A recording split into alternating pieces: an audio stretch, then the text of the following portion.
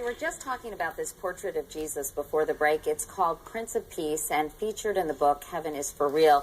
You may be surprised to learn the age of the artist and her heavenly inspiration. For art prodigy Akiana Kramaric, heaven has always been in the details. Her paintings, complex, vibrant, and inspired by an astonishing spiritual connection. At just 4 years old, Akiana began to have visions of being in heaven and meeting God. She began translating those visions onto paper. Most extraordinary, the concept of God hadn't even been introduced to Akiana as a child. Her parents were self-described atheists. At 6, she turned to painting, bringing her heavenly visions to life through her art. I get up at 4:30 every morning and I do art at 5. Then I do probably 2 to 3 hours.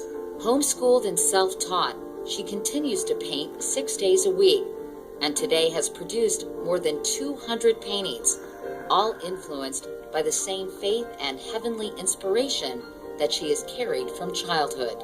When I paint, for example, the planted eyes, and some people say it's not religious, but I know inside it is.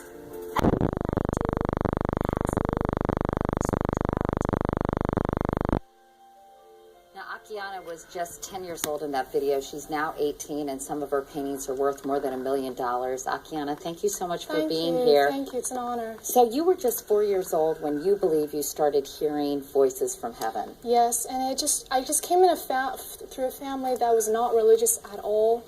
But when I started receiving these visions at 4, it was just way too complex to describe them through words, and the only thing I could use was colors. You started painting and drawing. Yeah. And this is the Prince of Peace, which I mentioned earlier. Yes. And you were only, I cannot believe this, 8 years old when you painted this? I was.